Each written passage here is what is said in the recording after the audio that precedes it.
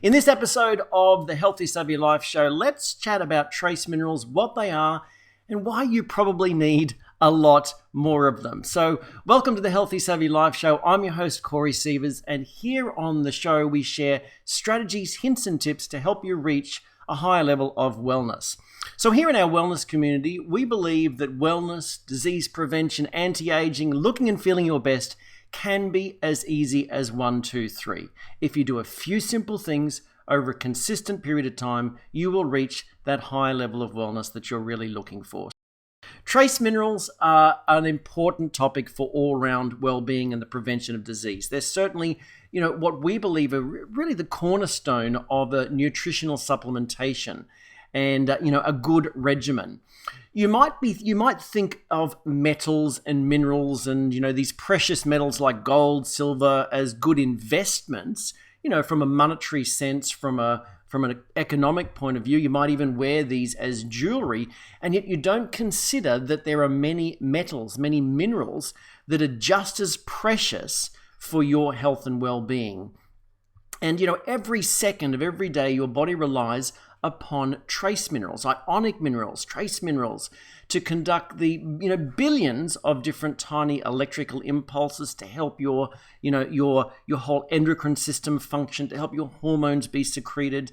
And even your heart would not function effectively without trace minerals. So iron for your blood, sulfur for your muscles, calcium for your bones, and a collection of a whole bunch of other elements all help to continue to keep your body functioning properly.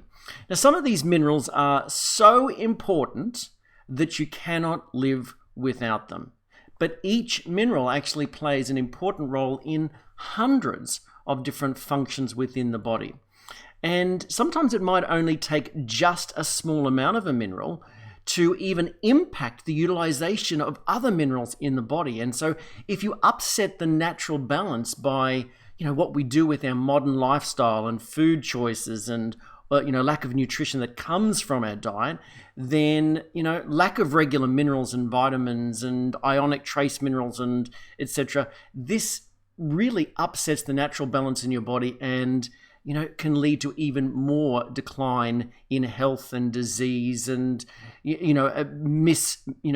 malfunctioning of the body, really.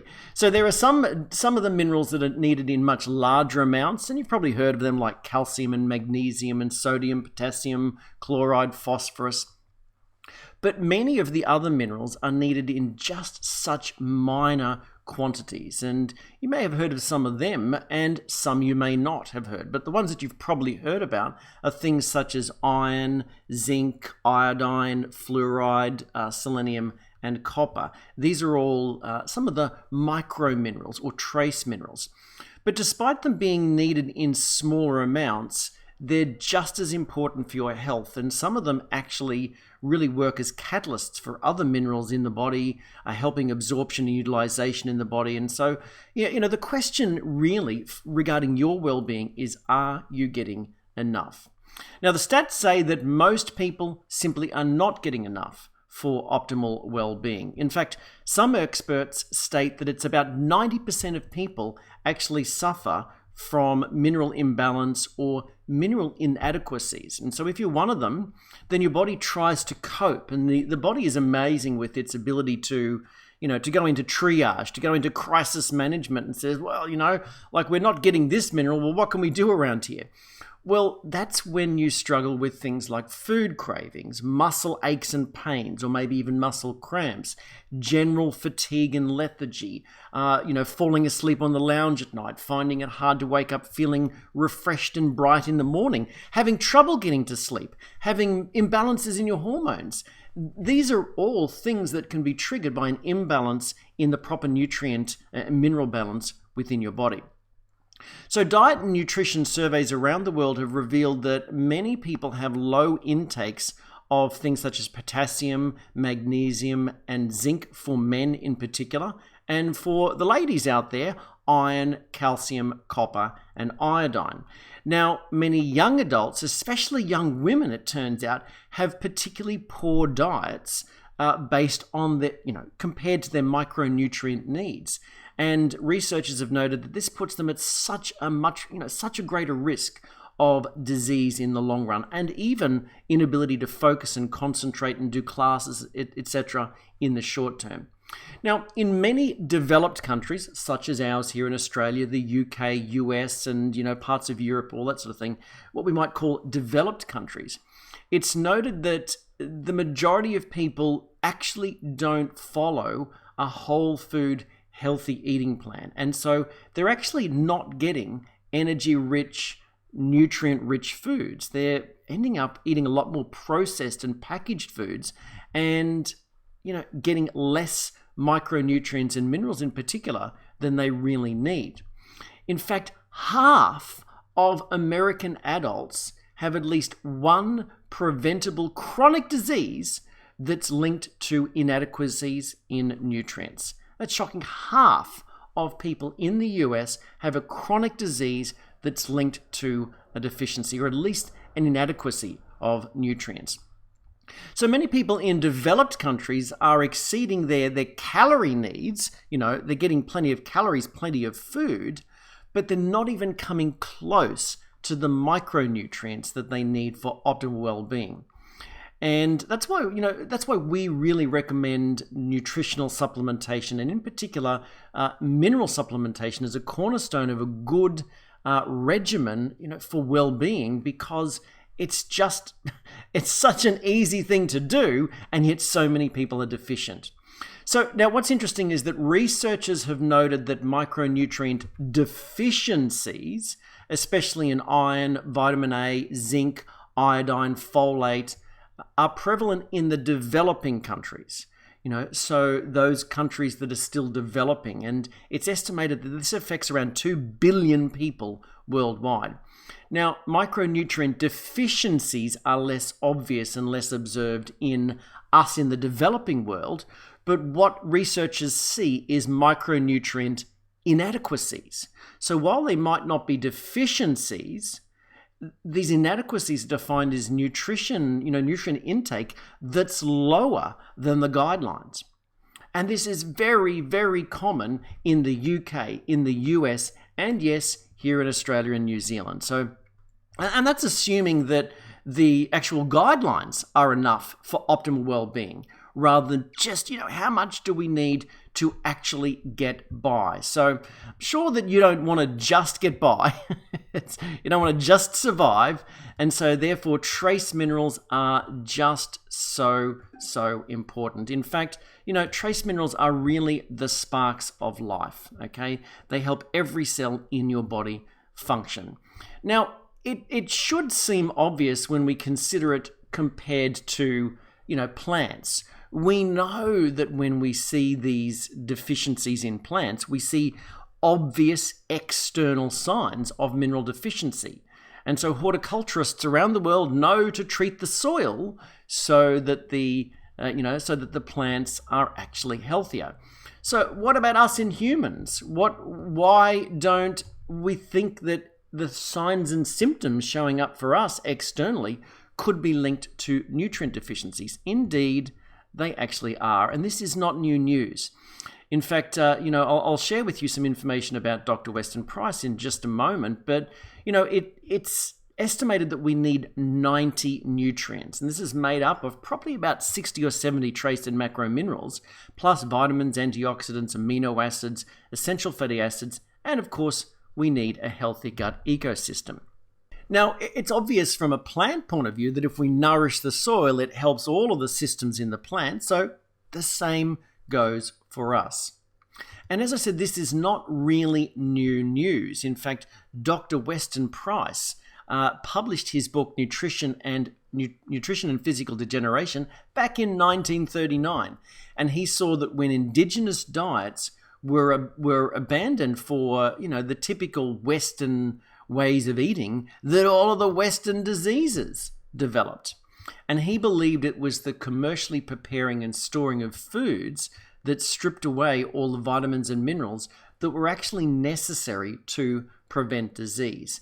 And he saw in these indigenous populations that when they abandoned their natural patterns of eating for the Western diet, then the Western diseases developed. And so did tooth decay and, poor health of all sorts, just poor weakness and all of the symptoms that people in the cities faced. And he called it the displacing foods of modern commerce. So when these indigenous cultures introduced the displacing foods of modern commerce, which is basically processed foods, they had all these diseases that came about. And he called them displacing foods because if we think about it from a reality point of view, if we're eating a packaged food that's high in calories and everything, we're now full. We don't feel like we need to eat anything more, but our body didn't get the nutrition that it needed from that food. It got the calories, but not the micronutrients. And that is really what Weston Price found. And so he traveled around the world, and the world became his laboratory, and he saw dental problems and crooked teeth and health problems in many different cultures around the world. And he analyzed the foods that he actually took samples of foods from cultures that basically lacked tooth decay and disease, and he analyzed them. And what he saw is in the indigenous cultures that had very little disease and actually great dental health, he saw at least 4 times the trace minerals than the modern diet, and at least 10 times the fat-soluble vitamins from animal foods such as butter, fish, eggs, shellfish, and organ meats. And he saw a sharp contrast to those that were on the modern Western diet. And this is early prepackaged food. So this is pre-World War II processed food, which really wasn't a lot. It's just really dealing with white flour and sugar and those sorts of things, and still most of it being made, and vegetable oils and that sort of thing, and still people combining those to make things, not already processed and packaged with preservatives and additives and flavors and everything like we experience. So interestingly, the way Dr. Price put it, that these are the displacing foods of modern commerce that have led to dental decay and disease. Interestingly, Dr. Chris Kenobi, he's an ophthalmologist who's closely followed Dr. Price's work, as we have over the decades, and he believes that it's this same displacing of good foods with these modern packaged foods that's the primary cause of macular degeneration. And so there's just so much that we can do to really optimize our whole health and well-being, but making sure that we're getting foods that are rich in nutrition, in particular rich in minerals, just is such a powerful thing to optimize your actual health. So, even here in Australia, they state that the discretionary foods are foods that are high in energy but low in nutrients and are not needed to meet nutrient requirements. And the stats say that 1/3 of Australians get their energy from these foods that are low in nutrition and high in calories. And so, unless you're following something like our Eat Savvy approach or some whole food diet, then that's you too. And this doesn't optimize your well-being. 9 in 10 adults over 19 do not eat the recommended number of daily serves of vegetables. So if you've ever experienced maybe your battery being a bit flat, or, falling asleep at night, not getting through your, feeling foggy at work, not feeling good when you get your days off, finding it hard to wake up in the morning, finding it hard to get to sleep and yet needing the sleep, getting illness more often, having poor skin, maybe your hormones are out of whack, then you could simply be deficient in micronutrients and maybe in particular minerals. I know for many of our community members, they've said when they started on mineral supplementation, the first thing they noticed was being able to fall asleep quicker and wake up feeling more refreshed. And so it just changed so many things about their life. Many said that they didn't seem to fall asleep on the lounge anymore at nighttime. Others said they didn't have the strange cravings. One particular guy I remember said that does that stuff stop you fridge watching? And what he meant was that every time he'd go into the kitchen, he'd want to snack on something, and all the cravings went away. Others in our community said, does that mineral stuff stop you from craving booze? Because they found that they didn't have the craving to drink alcohol when after, a decent time of getting the minerals into the system. And some people say, that mineral stuff seems to get rid of my grey hairs and improve my skin. So there's lots of different benefits. For myself, I remember when I was working long hours in the restaurant industry, I'd do double shifts. I'd outdo the young'uns, so to speak. When I say young'uns, they were only probably 10 or 12 years younger than me, but like 18-year-olds that I'd be training and working with in the restaurant industry. I'd open up the shop, for example, at 7 o'clock in the morning and still be there at 2 o'clock the next morning. Not good for your adrenals, but I could do it. I didn't feel any different to me. I didn't get tired. And they would say, an 18-year-old would tell me, I don't know how you do it. I would not be able to cope. And I said, the secret is mineral supplementation, because I would always be getting my minerals. And so that whole practice led to my boss even starting on mineral supplementation, because I would always be drinking it and making sure that, if I felt depleted during work hours, I'd take some. And so she started on it. And just a month later, she said to me, perhaps embarrassingly, but she seemed to be quite happy to share. She said, Corey, that stuff has balanced out my menstrual cycle. For the first time in my life, I have, a seemingly balanced cycle. It doesn't make any sense. So she was in her 40s, and for the first time in her life, at the age of over 40, she experienced a balanced menstrual cycle, knowing when her period was coming on, getting less cramps, seeing that it came and went at like clockwork rather than being all over the place. And all she did was supplement with minerals.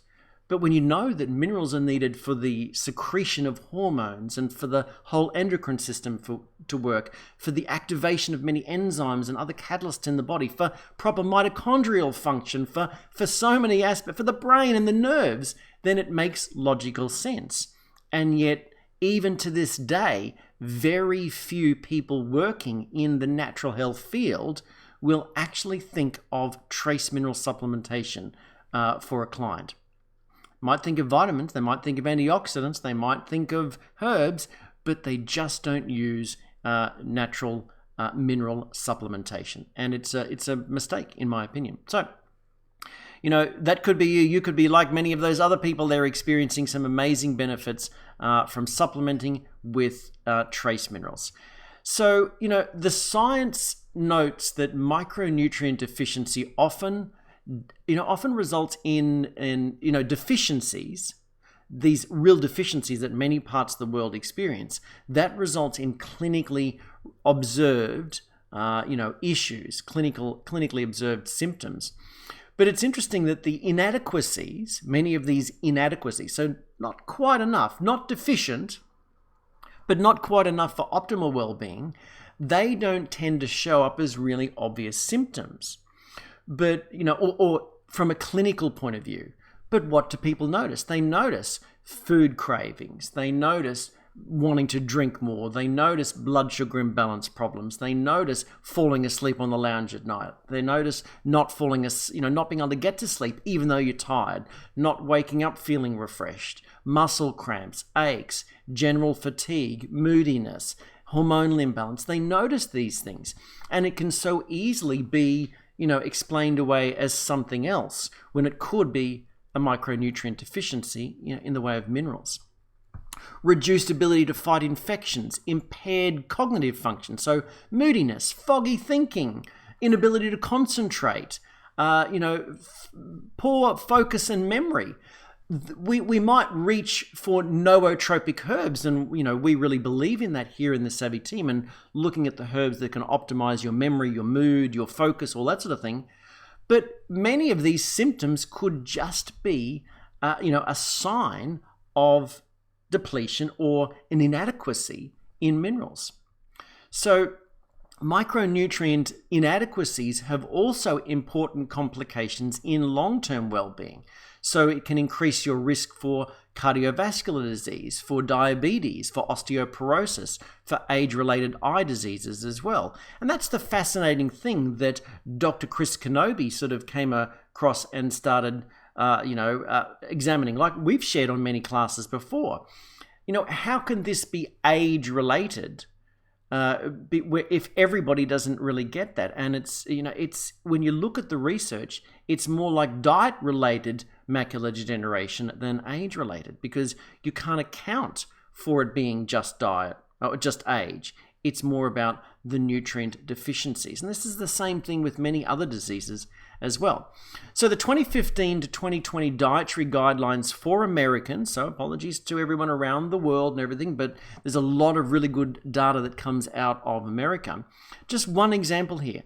It highlighted that the nutrients that are underconsumed in the US population include minerals such as calcium, and deficiency or inadequacy can lead to osteoporosis, iron, and that can lead to anemia, and magnesium as well. And so, the statistics are likely to be very much the same here in Australia, in the UK, and elsewhere. So what about food cravings? Have you ever suffered from those? Like I mentioned before, could they simply be an indicator of deficiency? Well, yes, indeed. If you crave salty foods, you could be lacking in very general trace minerals. If you specifically crave sweets, then you could be low in chromium. If you crave chocolate, if you're a bit of a chocoholic, you could be low in magnesium. If you drool over a steak like a dog, then you could be low in things such as iron. And, minerals can do so many different things for you. There's with essential minerals, there are those that are the major minerals, and then there's the trace minerals or the micro minerals. They're the two different classes. And so what we might do is just go through some of them and give you an insight into why they're so important. And there's 60, 70 trace minerals that you really need each and every day for optimal well-being, but we're just going to go through a handful that have been definitely linked to diseases. So the major ones that you've probably heard of that are stored in large quantities and needed in larger quantities are calcium, chloride, magnesium, phosphorus, potassium, sodium, and sulfur. And the trace minerals that are just as important for our health, but as the major minerals, but not needed in quite the same amounts, are things such as chromium, copper, fluoride, iodine, iron, manganese, molybdenum, selenium, and zinc. So let's take a look at what some of these fellas can actually do for you. I don't know, maybe they are ladies. Maybe these minerals are ladies. They certainly have a very, what's the word I'm looking for? A very gentle effect on the body, a very encouraging effect on the body. Maybe they're, I should have called them ladies, not fellas. Anyway, I digress. So let's talk about calcium. Now, calcium, you've probably heard of calcium before, no doubt, but calcium is vital for strong bones and teeth. It's needed not only for your bones and teeth, but also for your nervous system and your heart, and for muscle growth and contraction, and also for the acid-alkaline balance in your blood. So how do you get more calcium? Well, the best sources are dairy products, bone broth, although there's much smaller amounts in bone broth. But in cultures where dairy products are not used, bone broth was considered essential. You'll find calcium in meats and vegetables and grains, but they can be more difficult to absorb. Calcium can be more difficult to absorb from there, especially with grains. And this is because the phytic acid in the bran of grains that hasn't been properly fermented, soaked, and sprouted or whatever, that can bind to calcium and other minerals inside. It can bind to calcium not only in the wheat flour or whatever, but with other minerals inside your body and leach those minerals out. So the minerals might be in the grains, but they're actually by eating them, they're depleting you of minerals. And so, and then of course, sugar consumption, stress, that can pull calcium out of the system as well. You need sufficient vitamin D and vitamin K to properly utilize calcium in the body. Vitamin K2 as well. All right, so now we have chloride. Now, you've probably not really heard of chloride being an important mineral, but it's widely distributed in the body in an ionic form and is in balance with sodium and potassium. And it helps to regulate that acid-alkaline balance in the blood, and it helps with the fluid balance around and across the cell membranes. It's needed to produce your hydrochloric acid that helps with protein digesting. It's also helpful for activation of the amylase enzyme that comes in your saliva, for example, and from your pancreas, that's important in carbohydrate digestion. Chloride is essential for proper growth and functioning of your brain. And so, where do you get chloride from? Well, probably the best source is good quality salt, because there's only just trace amounts that are found in other foods. But also lacto-fermented foods and bone broths both help with easy assimilated chloride. Celery, coconut, they're all good sources too. Apart from trace mineral supplementation, of course. And so then we have magnesium. Now, magnesium is essential for enzyme activity in your body, for helping you cope with stress, for calcium and potassium uptake, for nerve transmission, for bone formation, for the metabolism of carbs, and for utilization of other minerals such as calcium. And it's really considered that magnesium, not calcium, that really helps to form hard tooth enamel that's resistant to decay. And, amongst other minerals as well. There's a matrix that's really needed. It's not just calcium. There's all these supportive nutrients like boron and magnesium that are needed to work alongside calcium. And also magnesium also plays a part in that acid-alkaline balance in the body. Now, although it's found in a lot of different foods like dairy products, nuts, vegetables, fish, meat, seafood, deficiencies and at least inadequacies are quite common because of deficiencies in the soil and also the processing of foods, apart from improper food choice. For example, if you have a diet high in carbs, or high in only certain types of greens, for example spinach, then the oxalic acid in raw spinach and the phytic acid in the whole grains can actually cause deficiencies in magnesium. So how do we get more magnesium? Well, beef, chicken, bone broths, all of those sorts of things.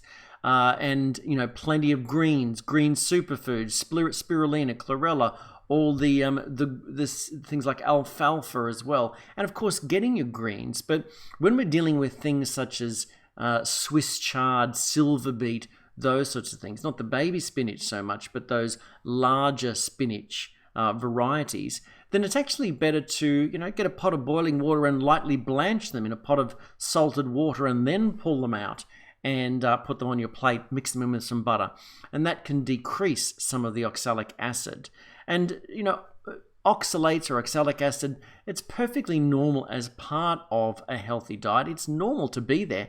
But when you're consuming too much of it, it can bind to calcium and even cause kidney stones. So it's not calcium that's causing the kidney stones. It's too much oxalic acid that's binding to the calcium and getting stuck on the way out, so to speak. So, so it's not just greens that are high in this too. Oxalic acid you can find in almonds and those sorts of things as well. So anyway, magnesium deficiency can cause coronary heart disease, chronic weight loss, obesity, fatigue, epilepsy, and impaired brain function. So again, whether it be magnesium that can be bound up by things such as oxalic acid or calcium, they're all implicated and all working together. So you do see that many of them have crossover effects and benefits within the body.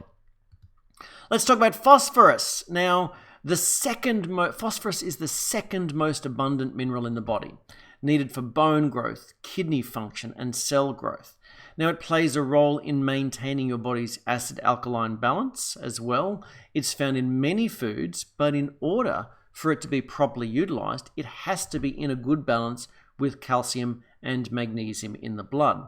So excessive levels of phosphorus in the blood is, that often can come from drinking soft drinks that contain phosphoric acid, can lead to calcium loss, can lead to cravings for sugar and alcohol, and then too little phosphorus then messes up your calcium absorption and can lead to osteoporosis. So how do we get more phosphorus? Well, it's in animal products, legumes, nuts, for example. Of course, in a lot of natural mineral supplementation. Then we have potassium, and potassium and sodium work well together. These are really helpful at balancing the inner fluids around your cell. And potassium is important for many different chemical reactions within the cell as well, and is important for blood pressure control. How do you find more potassium? Well, more greens, nuts, veggies, and an excessive use of typical table salt or eating of a lot of packaged and processed foods that contain that typical salt can lead to an inadequate balance of sodium against potassium. And that's really the problem. It's that imbalance. All right, so now we have sodium. That leads us to sodium, and this is in all of your body fluids. And sodium is essential to life. So you hardly can believe that, something that can be essential to life can be told to be like the enemy to all those people with heart problems and, fluid retention and blood pressure and those sorts of things. But it's the imbalance in the minerals that's the problem. It's not the sodium per se. It's that sodium is in so many processed foods. So sodium's not the problem. It's the processed foods that are the problem. Because those foods are high in sodium and carbs and other ingredients that mess up the balance. So they provide sodium, but none of the other balancing micronutrients. And so, but sodium is needed for muscle contraction, for nerve stimulation, for that acid-alkaline balance. Really important for the adrenal glands as well. But again, if you're getting too much sodium, that's when you get blood pressure, potassium deficiency, liver, kidney, and heart problems. Some of the symptoms of the sodium-potassium imbalance, and even just a deficiency in sodium, can be things such as heart palpitations, lethargy, general weakness, low blood sugar, confusion. So sodium's really needed, and when you really think about it, what's the first thing? If you're ill and you're going to the hospital, the first thing they put you on is a drip to help get more fluid into you, to help get more more of the fluid into your system. But what comes along with for the sodium chloride? So both sodium and chloride in there, two important trace minerals. Let's talk about sulfur now, and sulfur is part of the chemical structure of several amino acids and aids in a number of different biochemical processes in the body. It helps protect your body against infection, blocks the harmful effects of radiation and even pollution, and slows down the aging process. Many people believe that the excessive use of these pesticides and etc., such as Roundup, the glyphosates, really trigger a problem with sulfur utilization and absorption in the body. And so this messes up a lot of messes up a lot of things in your body and causes a lot of problems. So sulfur and Dr. Stephanie Seneff, is a really big outspoken person about this whole use of glyphosates and the deficiency that it creates in the utilization of sulfur in the body. So sulfur-containing proteins are building blocks of cell membranes. It's a major component too in the connective tissue in your cartilage and skin. So very important in collagen synthesis. And so you can find sulfur in all the cruciferous vegetables, eggs, dairy, and animal products as well. Now, boron. Boron is needed for healthy bones, wound healing, and even your sex hormones. and it's important for utilization of other minerals and, such as magnesium and calcium. It's important, for so many things in your body, and it's found in many of the foods that people neglect to eat, like their leafy green vegetables. And so definitely want to get more things like fruits, leafy green vegetables, and nuts for higher amounts of boron. And now we have chromium. So chromium is essential for your glucose metabolism, for your blood sugar regulation, as well as for the synthesis of cholesterol. So most people are deficient in chromium because they eat so many refined carbohydrates. And that depletes your levels of chromium. So the best sources are animal products, nuts, eggs, and of course, more veggies. Now we have cobalt. It's a mineral that works with copper to promote assimilation of iron. And a cobalt atom is at the center of the vitamin B12 molecule. So, it's really needed in many aspects of the body, and many people are deficient in B12. So how do we get more? For example, animal products is one of the best sources of cobalt. Many vegetarians are depleted in cobalt unless they also supplement. Then we have copper, and it's needed for bone formation, for your hemoglobin, your red blood cells, for healthy nerves, for a healthy immune system, and yes, even for collagen formation. So really helpful for healthy skin, hair, and nails. And so copper works in balance with zinc and vitamin C, along with manganese, magnesium, iodine, all those other minerals. Copper is important in your memory and your brain function. So how do you get more copper? Well, nuts, oats, molasses, these all contain copper. But guess what? Liver, like beef liver, is your best source of easily assimilated copper. It's any wonder that Weston Price found that many of these cultures consumed many of the long-lived cultures that had really good dental health and long lives free of disease. They saw the organ meats of animals as supplements. So organ meats were the original supplements to a typical diet. So, it's interesting when people say all you need is a balanced diet, supplements aren't necessary. Well, that's never been true. It doesn't matter whether you supplement with a concentrated food like liver or whether it be a mineral drink and a tablet, you're still supplementing the normal diet, because not every food that we eat on a daily basis can necessarily give us all of the nutrients we need. So animal experiments indicate that copper deficiency combined with high fructose consumption has a particularly bad effect on growing children.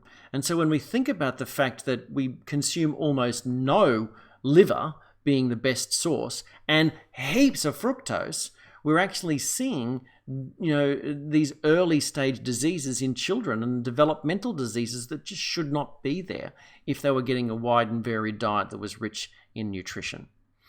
Now, this is one that you may not have ever heard of, and it is germanium. And it is considered to be important for optimal health. Germanium-rich foods have been shown to help combat arthritis, allergies, fungal overgrowth, viral infections, and even cancer. So the certain foods that have been identified to particularly concentrate germanium are, if it's found in the soil, of course, are garlic, mushrooms, onions, and aloe vera. So then we have iodine. Now, although iodine is needed only in really tiny amounts, it's essential for a number of different biological processes in the body.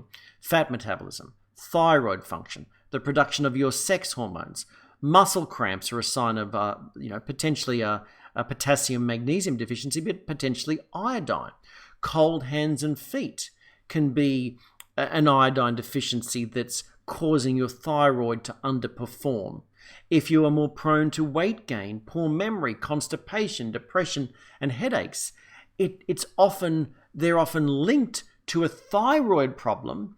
But is the thyroid just problem because you're simply not getting enough trace minerals to stimulate the proper thyroid, the regulation of all the hormones, etc., that are in an interplay there in the thyroid, or just whole thyroid function, really. So it's also essential for mental development. Iodine deficiency has been linked to many mental disorders, but definitely linked to coronary heart disease and the susceptibility to breast cancer as well. So how do we get more? Well, seafoods, unrefined sea salt, kelp, seaweeds, fish broth, butter, artichokes, asparagus, dark green vegetables, all great sources of iodine. Now, when you're having a lot of certain vegetables, for example, a lot of cabbage or a lot of spinach, and not a wide and varied diet, as I mentioned before, these can block certain minerals and their utilization, and iodine is one of those things.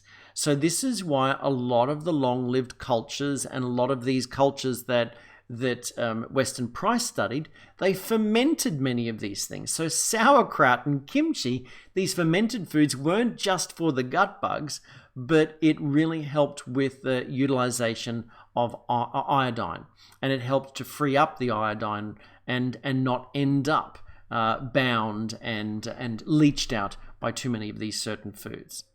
So interesting, when we go back and follow some of the ways that these cultures did things, they weren't stupid. They actually had it worked out from observation over hundreds of years, if not thousands of years. And the first, some people say, well, that's not very scientific. Well, the first rule in science is observation. So you take a look and you pay attention, and then you test. Come up with a hypothesis and you test it.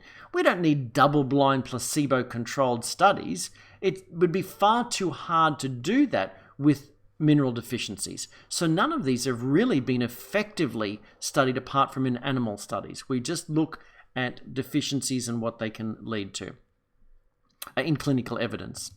All right, now we have iron. Now, it's part of your hemoglobin molecule, vital for healthy blood, vital for many parts of your many enzyme functions. And iron deficiency is associated with poor mental development and problems with your immune system. So you can find iron in eggs, fish, liver, meat, green leafy vegetables, green superfoods, those sorts of things. Now, apart from iron, apart from animal protein, supplementation is probably one of the places where people get a lot of iron, but then they can get a lot of iron in the wrong form. So researchers have warned against this inorganic iron, and many flours are fortified with inorganic iron, and this can build up to toxic levels in the system if you don't have all the other trace minerals. It was never meant to be there. They fortify these processed foods by law, but if you eat a lot of those particular foods without a wide and varied diet, then you end up with too much of that elemental mineral. And so too much inorganic iron's been linked to heart disease and cancer, for example. So we need a wide and varied natural diet. Now, manganese. Manganese is needed for healthy nerves, for a healthy immune system, for blood sugar regulation. It plays, an important part in the formation and growth of healthy bones. Deficiencies in manganese can lead to seizures and trembling hands and poor coordination. And so you get, the best sources of manganese are things such as nuts, especially pecans, by the way, different seeds, and butterfat, so ghee, those sorts of things. Molybdenum. Now, this is a mineral needed only in small amounts for nitrogen metabolism, for iron absorption, for fat utilization and oxygen and oxidation in your body, for normal cell function. And you get that from legumes, from liver, from dark green leafy vegetables. You might notice that there are not too many optimal sources of any trace mineral that comes from a grain. Selenium, a vital antioxidant. Selenium acts with vitamin E to protect the immune system and maintain a healthy heart function. And so it's needed for pancreatic function as well, for the elasticity of your tissues. And it's been shown to protect against radiation and the exposure to other toxic minerals. So high levels of heart disease are associated with selenium deficient soils, for example, in Finland, in China too, so with different heart disorders in China. So how do we get more selenium? Brazil nuts, butter, seafood, all good sources of selenium. Now, silicon is a much neglected trace mineral needed for strong yet flexible bones, for healthy cartilage, for healthy skin and connective tissue. Think hair, skin, and nails, but also blood vessels. So in your blood vessels, the presence of silicon helps prevent atherosclerosis, or the hardening of your arteries. And silicon also protects against the toxic effects of other minerals such as aluminium. So here's where we can get a good source from some grains such as hulled millet. You might notice that hulled millet is often in many of our recipes because it's one of those safe grains that we believe you can include in a healthy diet. But also flax seeds, the stems of green vegetables, and bone broth. So interestingly, yes, silicon more in the hardened stem. And you might think of, your green leafy vegetables. You cut away all of the greens and you eat just the leaves and you throw those stems away because they're, so hard to chew on and everything. And yet they're often higher in silicon. Now, if you're making bone broth and you want to up the silicon level, think again, hair, skin, and nails. So things such as, sorry to gross you out and everything, but chicken's feet and beaks and combs and things, they're actually higher in silicon levels. So all those nasty bits there that you can put in there. But anyway, let's move on to vanadium. Now, vanadium is needed for cellular metabolism, for your bones, for your teeth, and plays a really important role in growth and reproduction. Also helpful to control cholesterol levels in the blood. So deficiencies in vanadium have been linked to cardiovascular disease, to kidney disease, and to blood sugar imbalances as well. So potentially to diabetes. Unrefined oils, olives, properly prepared grains are all good sources of vanadium. So then, but it's one of the minerals that's very difficult to absorb. So unless you're actually supplementing, you could be likely to be deficient in vanadium. And then we have zinc. Last but not least, that we're mentioning here in this session is zinc. And it is called the intelligence mineral. Zinc's required for mental development, for healthy reproductive organs, particularly the prostate gland, gentlemen, for protein synthesis and collagen formation. It's implicated in blood sugar control and protecting against diabetes. It's needed to work with vitamin E in the blood. Inability to taste or smell, loss of appetite, loss of those senses of taste and smell are signs of a zinc deficiency. High levels of phytic acid from eating a grain-based diet can block zinc absorption.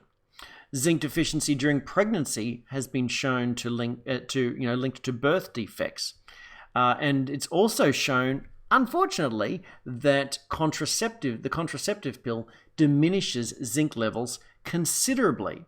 And so it's so wise if you're getting off the pill and looking to fall pregnant that you leave a good length of time before falling pregnant, and definitely include nutritional supplementation as part of your preparatory phase there, so that you don't end up with these deficiencies that can be linked to birth defects. Best sources, of course, are things such as oysters, meat, fish, nuts, seeds, and even ginger is high in zinc.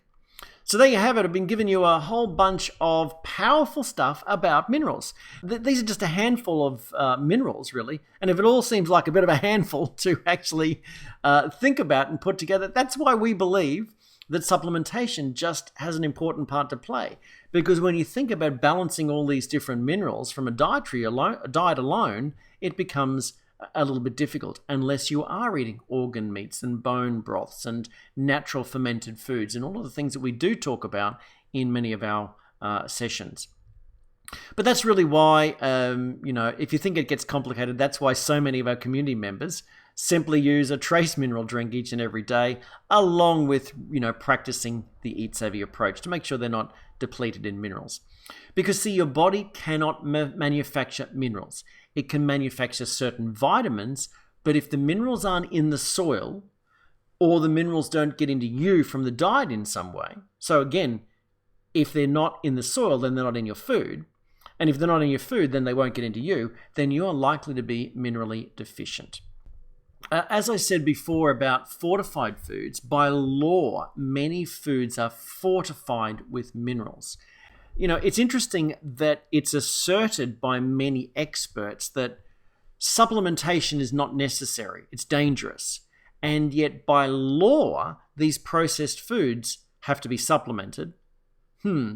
So we supplement the food, but not the people. It's well known in veterinary science that we need to supplement animals to prevent deficiencies because veterinary care can then get too expensive. It's well known in horticultural circles that when a plant doesn't look right and everything, we look for the deficiency and we supplement that deficiency.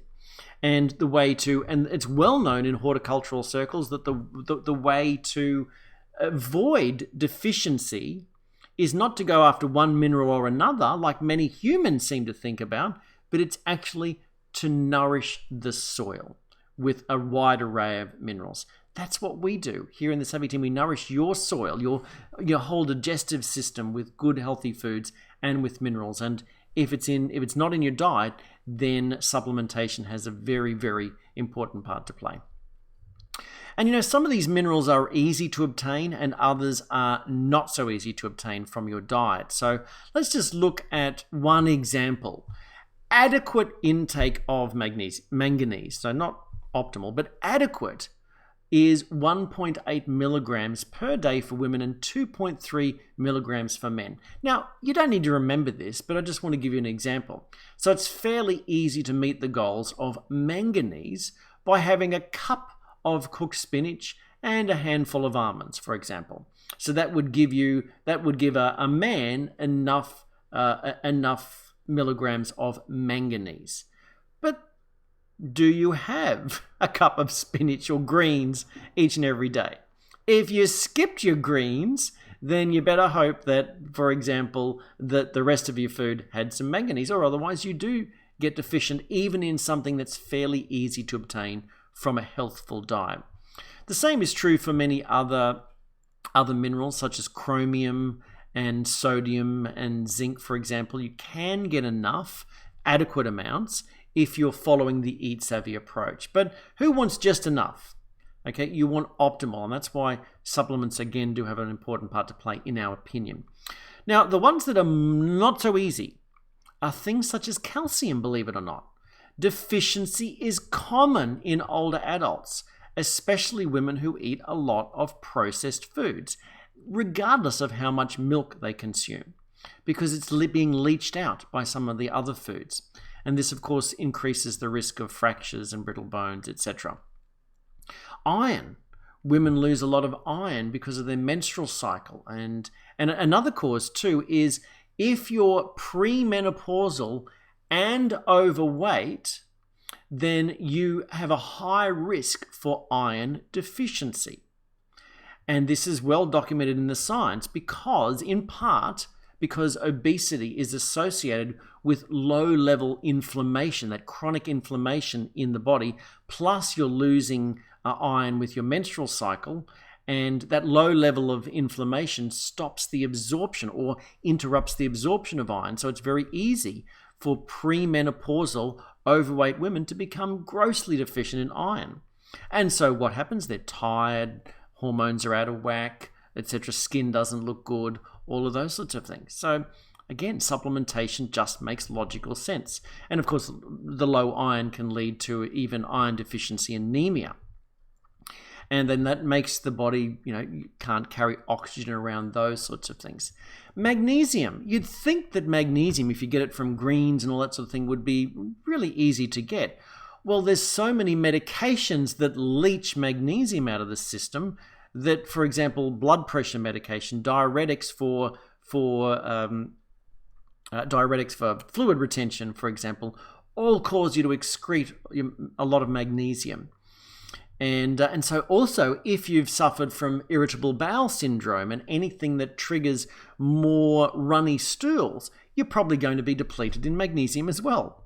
So potassium, even though potassium is so important in that control of blood pressure and that the equilibrium of the pressures inside and around the cell, most older adults only get about half the potassium that's adequate. Not optimal, but half the potassium that's adequate.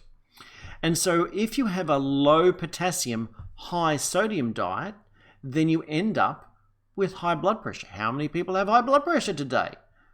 Or fluid retention, those sorts of things.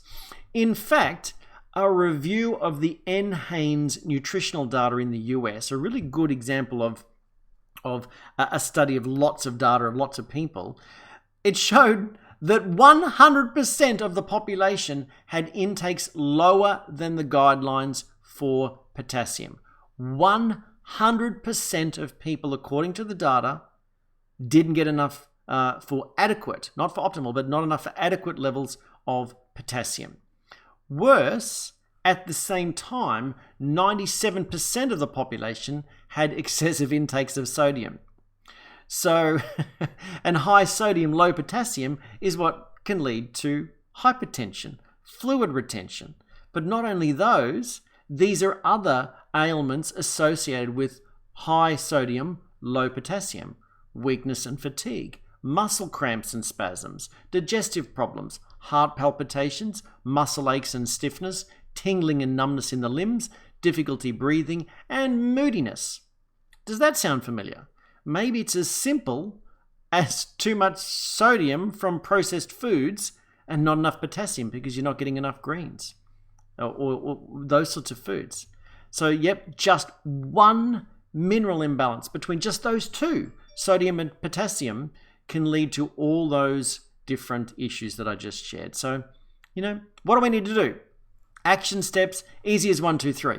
We like to say that it's easy as 1, 2, 3 here in the Savvy team. So number 1 would be to stop doing the things that make you more deficient in minerals. And I'll go through those in just a moment. Number 2, eat a whole food diet that's rich in nutrients naturally. And number 3 would be to supplement with naturally sourced liquid ionic minerals. Okay, so plant-based ionic minerals.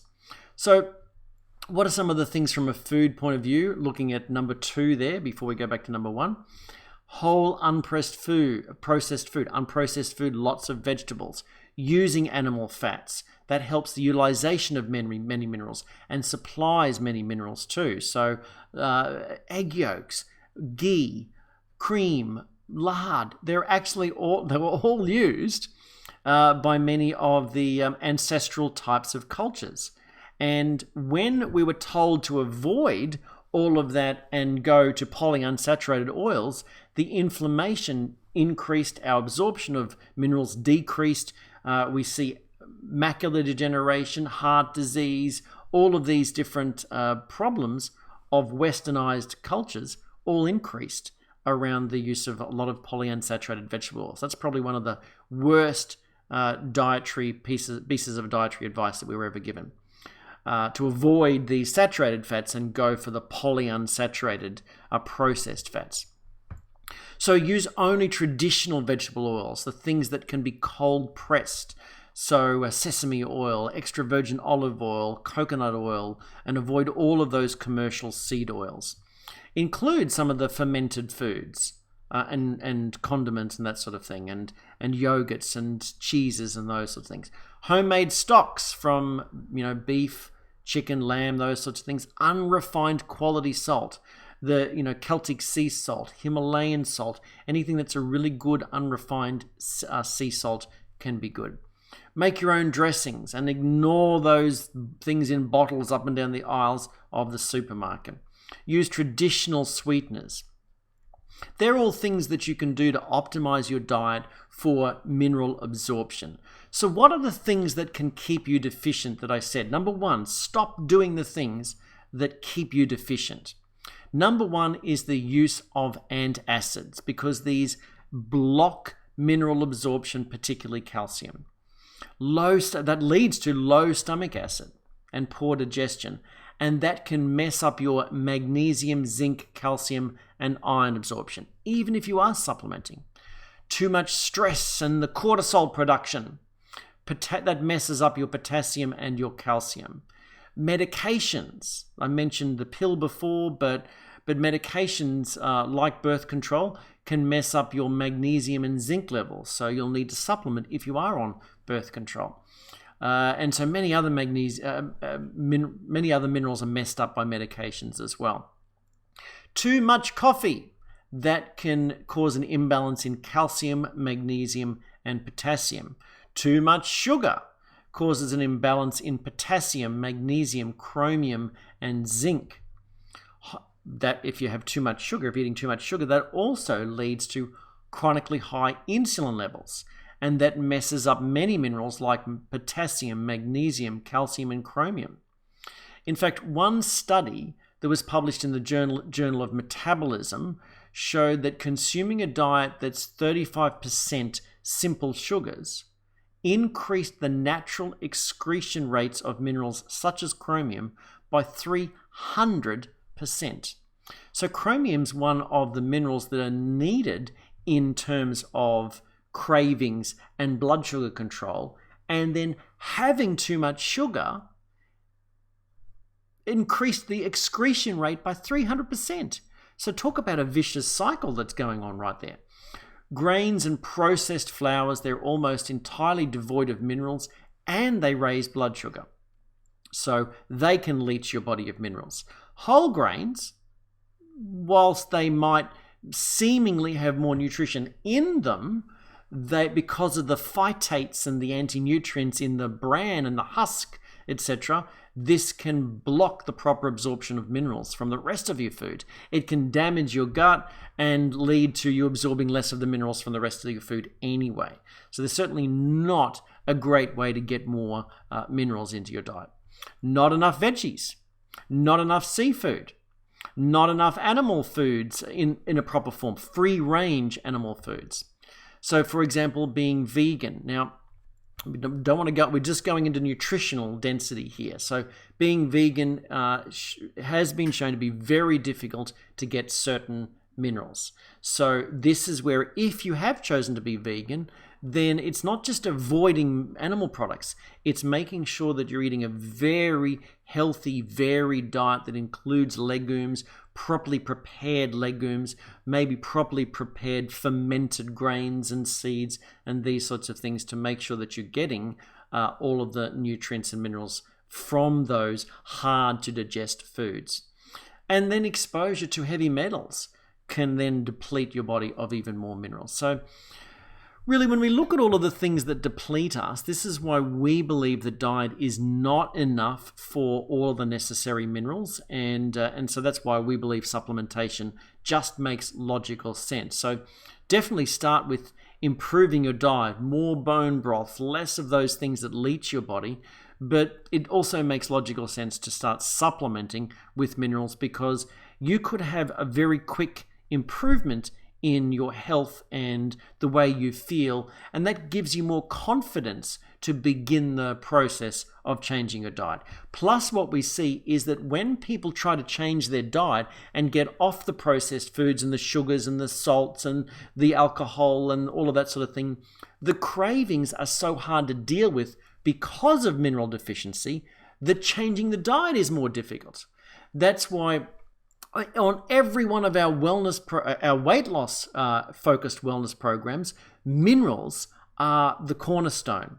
Sometimes we also use other things with additional chromium and cinnamon and those sorts of things to help with those cravings and blood sugar balance. But minerals are just so important, or people struggle to change their diet and then struggle to keep the weight off, etc. So again, if you don't correct the underlying problems that led to weight gain, which often is cravings, then you're just treating the symptom and you're making your job harder. So if you want to lose weight and make it more easy and fun or hard and difficult, it's your choice. And it really comes down to making sure you're getting plenty of minerals.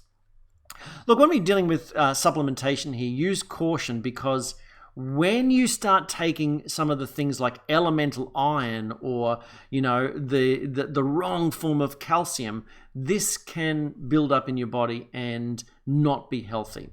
Okay, so look, we've just been talking about the inadequacies without accounting for the fact that, Weston Price found that those healthy cultures he studied had 4 times the amount of trace minerals compared to the diet of the time.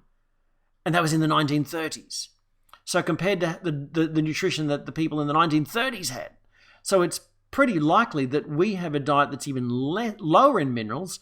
So that could be like those healthy cultures have a diet that's 8 times or more higher in trace minerals. Diet can have a huge part to play, but supplementation also makes logical sense. But regarding diet, that's why we love this particular quote here, that the food you eat can be either the safest and most powerful form of medicine or the slowest form of poison. Now, although I agree with the quote, I don't necessarily agree with Anne Wigmore's focus because she was one of the early vegans. No, nothing. I was vegetarian for 10 years, not fully vegan, and I know many vegans, and so nothing against that. We're talking here about mineral deficiencies, not about life choices. We're talking about mineral deficiencies. We're having a serious health conversation here, and if you've chosen to be vegan, then supplementation just is even more important for you, in my opinion. So if you want to really look at our Eat Savvy approach, then that is a free download, and we have 12 steps to help you get started on the Eat Savvy diet as well. And that's all on the blog, free of charge. We really do believe that supplements do have an important part to play, even if you have a perfect diet. Because vitamins, minerals, and essential nutrients really do perform hundreds of different roles in the body. Now, obviously, while eating a healthy diet remains the best way to get all the vitamins and minerals you need, and everything we've already spoken about, there's deficiencies in the soils, we don't all eat perfectly, and all of this sort of thing. So it becomes very difficult for us to get all of the nutrition without some form of supplementation. Keeping in mind that the original supplements, when we really think about it, the original supplements were liver, a dose of salts, for example, Epsom salts, broths.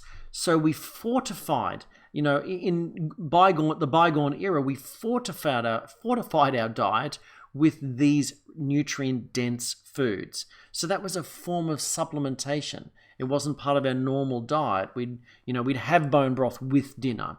Or, we'd have that steak and kidney pie. We'd try to make it into a meal, but build it in there. But all of these foods have just disappeared from the modern diet.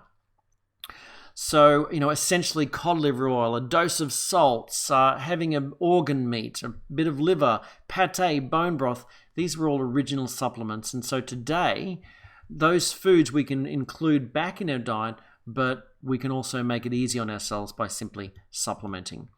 And, we began this session talking about gold and silver. These are precious metals that are good for the economy. We like to wear them as jewelry. And so we think of them as precious from an economic point of view. But all these minerals that we've been talking about here are precious from a health point of view. And so, if you're not used to investing in your health and investing in mineral supplementation, really do understand that your body will be around a lot longer than that expensive handbag. So we encourage you to invest in yourself. And investing in yourself is certainly a savvy approach. And what do we mean by savvy? Astute, sharp, perceptive, and informed. So we want you to be educated, up to the minute with all of this information. And that's what the Healthy Savvy Life show is really all about. And, here in the Savvy team, we believe that wellness can be as easy as 1, 2, 3.